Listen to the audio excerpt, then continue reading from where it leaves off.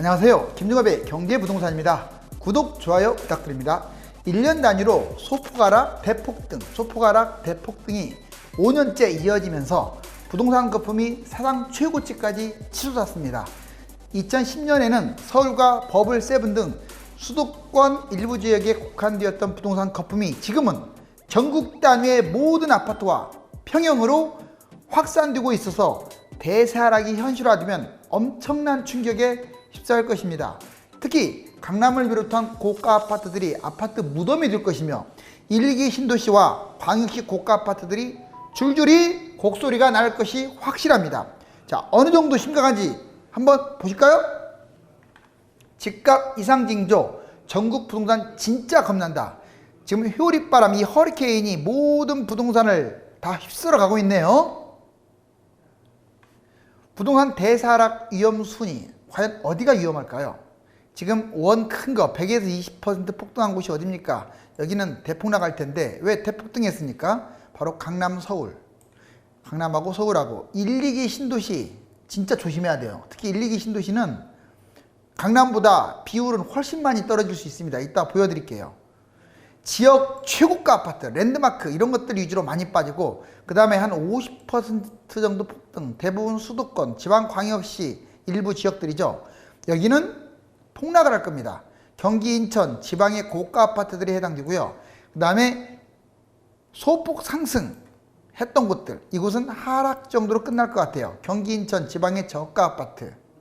여러분들 부러워하지 마십시오. 오를수록 상승폭에 비례해서 더 추락합니다. 지금 안달나지 마세요. 자, 상투장 매수자가 왜 망하는 줄 아세요? 지금 집을 잡으면 뭐 6개월이 뛰든 1년이 뛰든 더 올라갈 수는 있겠죠. 근데 왜 망하냐?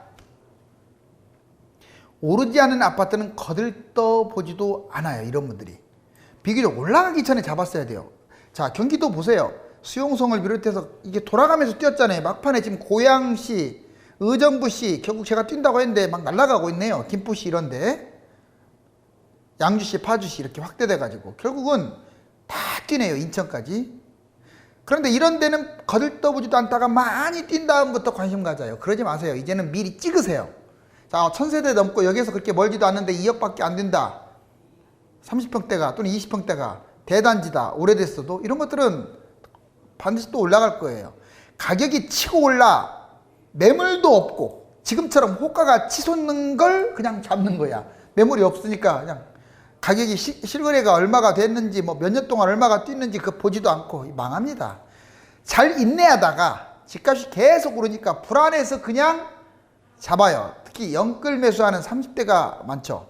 대사하락장에 가격이 계속 떨어지니까 이번에는 반대로 하락장에 팔면 안 되는데 불안하니까 참지 못하고 결국은 팔아버려요. 팔아버리면 내 돈 다 날아가 버리는 거예요. 특히 고점에 잡은 사람들의 특징이 저점에 판다는 거고, 또 한 가지는 하락장에는 못 팔았는데 계속 내놨는데도 안 팔아서 겨우 어떻게 7, 8년 지나서 본전치기 하니까 던졌어. 그러고 나니까 폭등해. 그런 분들 많죠. 아무튼 상투장 매수자가 망하는 이유 4가지 확실하게 기억하세요. 앞으로 부동산이 이 순서대로 폭락합니다. 실질적으로 과거 사례를 보여드릴게요. 먼저 서울 한번 보세요. 2008년 9월부터 2013년 9월 대충 한 5년 정도 됐네요. 그렇죠? 고점 회복은 2016년에 회복했고, 자, 회복기간이 3년 1개월. 회복기간이란 말은 뭐냐? 이 가격, 떨어졌던 가격을 회복한 게 3년 1개월. 결국 8년 걸렸어. 하락하고 난 다음에 회복하면 8년 걸려요. 자, 마이너스 9.11%로 하락이 나왔는데 실질 하락폭은 31.1%입니다. 어디가? 서울이. 즉 이렇게 보시면 돼요. 10억이 7억 또는 6억 한 8천, 5천 이렇게 떨어졌다고 보시면 돼요. 자, 강남 11개구 5년 2개월이네요. 자, 회복기간은 3년이었고 실질적으로 30.6, 역시 10억짜리가 6, 7억으로 떨어졌다. 강남구 볼까요? 5년 3개월, 2년 11개월 회복기간, 비교적 회복기간 빠르게 회복했죠. 그렇지만 35.7 쫄딱 망했죠. 자, 10억 기준으로 거의 뭐 6.5억 이하로 떨어졌다는 얘기인데 엄청나게 떨어졌네요. 수도권 역시 3년 3개월 동안 회복기간이고 5년 떨어졌어요. 33.5%. 자, 그런데 성남 분당, 이거 분당으로만 보시면 안 돼. 판교, 그때 당시에 분당, 판교, 동탄, 원 이런 데인데 이제 파주 이런 데인데 지금은 여러분들이 잘 알고 있는 2기 신도시들 뭐 위례, 미산에 또는 택지지구들 뭐 삼성이 됐든 덕은지구가 됐든 어디가 됐든 쭉 엄청나게 많잖아요. 서울 중심으로 뭐 송도도 포함됩니다. 이런데 이렇게 폭락을 해요. 45.6. 특히 왜 이쪽 신도시가 많이 폭락하는지 그 이유를 가르쳐 드릴까요? 워낙 경쟁자가 많아요. 그래서 받쳐주는 사람이 없어. 서울이나 그나마 강남은 받쳐준다고요. 그래서 하락을 해도 이 정도 하는데 여기는 안 받쳐주다 보니까 대폭락을 해버리는 거예요. 그러면 다음에도 그러느냐? 내가 보기에는 더 폭락할 것 같은데요. 이번에 하락장 오면요 1, 2기 신도시 더 빠질 거예요. 이거보다. 왜? 너무 많이 뛰었어요 지금. 그리고 그때는 대형 중심으로 빠졌는데 이제는 소형도 거품이 엄청납니다. 10억 넘어가는 거 많잖아요. 쫄딱 망하게 되겠죠. 자, 하락 위험 순서 강남 1, 2기 신도시, 그 다음에 1, 2기 신도시가 서울보다 위험하다고 저는 판단되고 그 다음에 경기도 광역시 순으로 빠진다. 새 거라고 덜 빠진다. 분양가 밑으로 빠져요. 자, 하락기간 5년, 회복기간은 3, 4년 걸려서 약 8년 걸릴 것 같고요. 회복하는데 신고가 기간이 3년, 뭐 2020년 기준으로 잡으면 그래요. 2013년 하락은 서울, 버블 세븐, 신도시 대형 위주로 하락했지만 앞으로 하락은 전국의 모든 아파트, 모든 평형이 다 폭락합니다. 특히 그 중에서도 강남 1, 2기 신도시 그리고 지방광역시의 고가 아파트 위주로 빠진다. 10년간 오를까요? 아니면 7년 폭등하고 이제 하락 반전할까요? 이 키는 이 원 보시면 이게 여기까지 10년 상승했어요. 그런데 이거 지금 한 2, 3년 빠졌거든요. 2003년부터. 이걸 하락으로 보느냐 안 보느냐에 따라서 크게 이제 달라지는데 뭐 이걸 만약 하락으로 안 본다면 10년 가요. 그러면 여러분들 사이클상 2023년까지 폭등한다는 건데 근데 여기서 모양을 잘 보세요. 이게 여기가 바로 노무현 정부 때 뛴 거예요. 그럼 그거보다 더 뛴다는 거 이미 더 뛰었어요. 더 뛴다는 얘기인데 여기까지 올라간다 그러면 김대중 정부 때 뛴 거랑 지금 같이 뛴다는 얘기인데 그건 현실적으로 어렵지 않을까. 이거 집값을 아예 작정하고 띄우지 않는 한은 자 이렇게 떨어질 가능성이 저는 높다고 봅니다. 자, 서울 전체 전세가율하고 매매가 한번 비교를 해볼까요? 자, 여기 보시면 자 먼저 서울의 이게 매매가율이에요.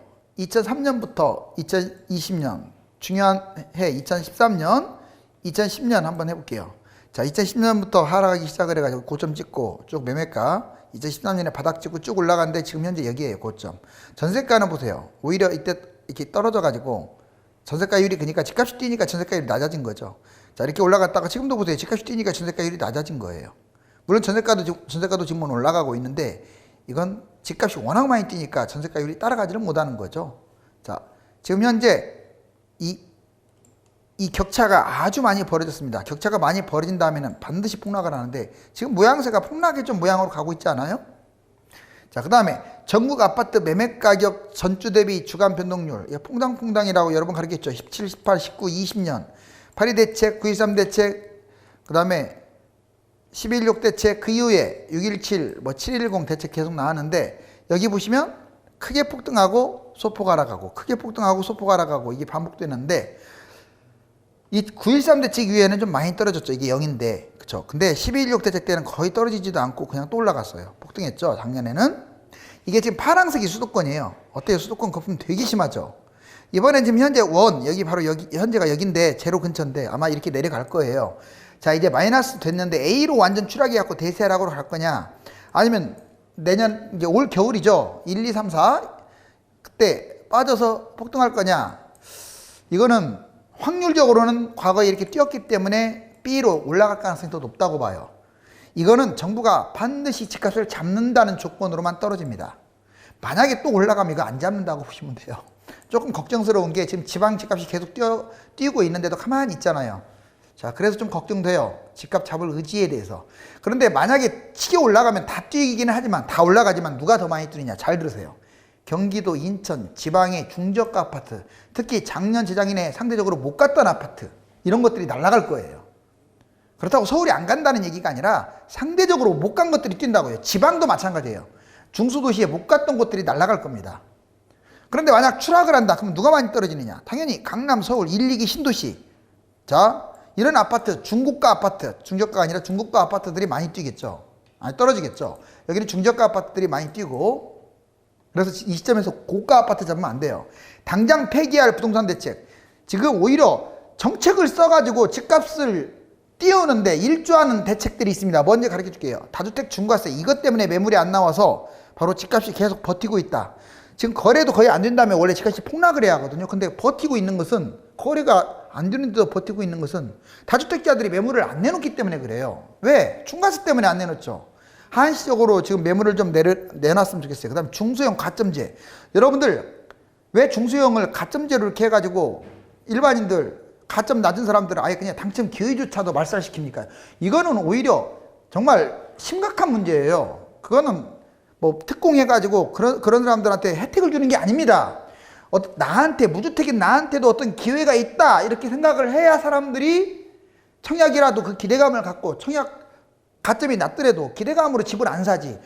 청약 가점이 겨우 40점, 50점밖에 안 되고 30점밖에 안 되는데 그 사람들이 집을 살 수밖에 없잖아요. 그러니까 패닉 바잉을 한단 말이에요. 왜 특별 공급을 그렇게 많이 하려 하고, 그 다음에 왜 가점제로 중소형을 갖다 다 몽졸이 몰아줍니까? 이거 당장 폐지하세요. 가점제. 알았어요? 아니면 가점제 50%로 줄이고 50점 추첨제로 하던가. 자, 그 다음에 핀셋 규제. 이 핀셋 규제가 문제가 되죠. 자, 왜 분양가 상한제도 찔끔, 이번에 토지거래 허가제도 강남권 일대 찔끔, 이게 뭡니까?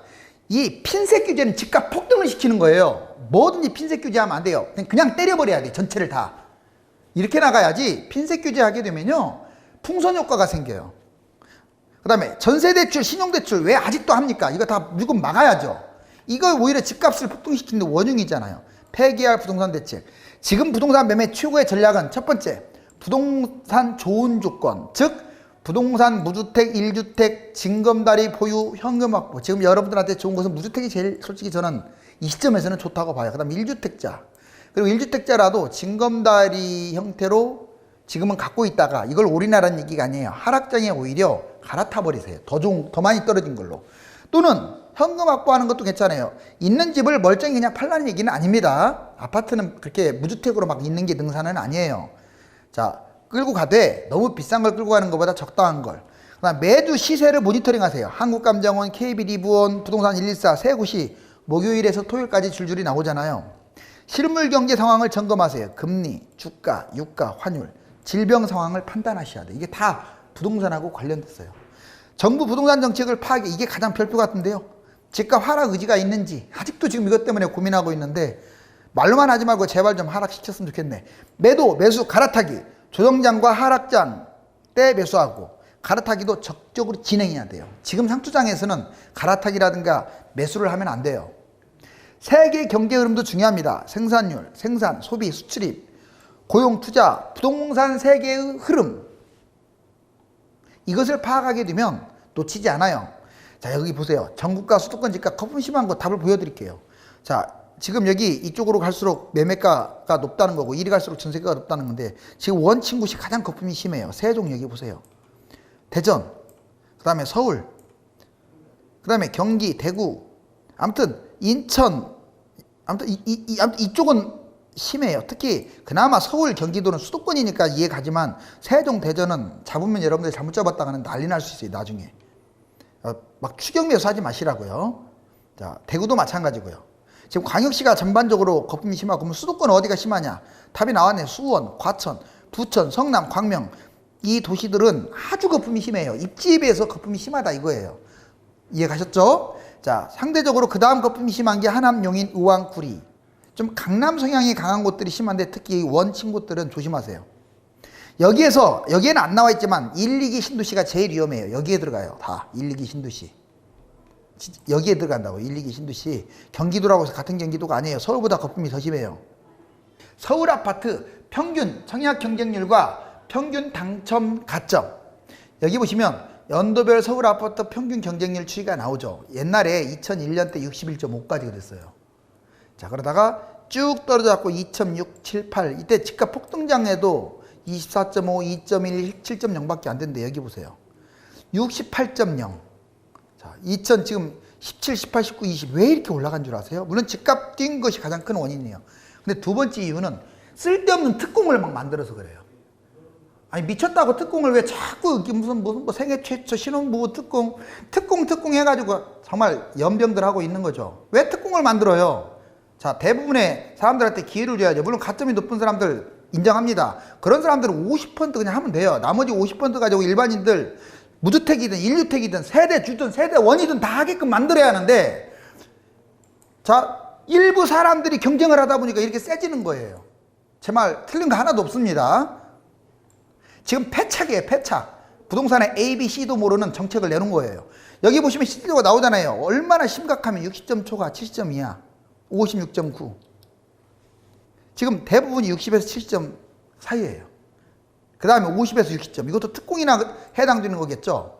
그러니까 서울은 60점 이상이 아니면 떨어진다 이 말이죠. 전국 아파트값 경제성장률 코스피. 지금 코스피 보세요. 이게 정말 널뛰게 하죠. 0을 기준으로. 그래서 여러분들 주식은 하면 안 돼요. 이렇게 널뛰게 하니까. 자, 그리고 경제성장률이 파란색입니다. 이게 지금 1994년부터 쭉 나왔어요. 얘가 2010년이고요. 자, 얘가 2013년이고요. 2020년이 여기에요. 어때요? 파란 거. 자, 경제성장률은 갈수록 확 줄어들죠.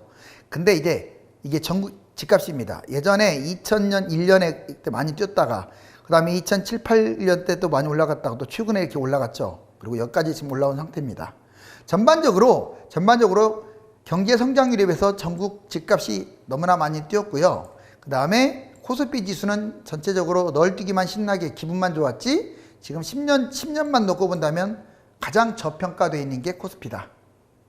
자, 그 다음에 강남 매매 건수 대비 증여 건수, 여러분들 놀라지 마세요. 이게 강남 매매 건이 100위로 잡는다면 증여가 더 많아. 어떻게 된 게 2019년, 여기 2018년 보면 강남 100이라면, 강남 3구가 100이라면 증여가 175개, 203, 개수가 아니라 175, 203. 압도적으로 많다는 거예요. 최근도 102예요. 그러니까 증여가 매매보다 많아요. 그러면 당연히 증여 세금 때려가지고 못하게 만들어야 하지 않나요? 부의 대물림이죠. 왜? 이것은 이렇게 생각하면 돼요. 증여세가 형편없다. 이렇게 보시면 돼요. 자, 특히 부담부 증여를 허용해서 이런 문제가 생겼습니다. 대출 끼고 전세 끼고 하는 증여는 못하게 해야 돼요. 그 증여세 20억 한다 그러면 20억을 다 증여세로 내게끔 만들어야 돼요.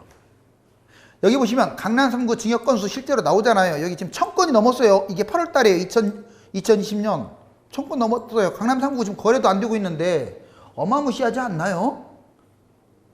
증여가 더 많아. 어떻게 된 게 매매보다. 자, 지금 이제 지옥의 터널로 떨어지네요. 이번에는 진짜로 집값 이상징조 이거 말로만 하는 거 아니에요. 정말 겁납니다.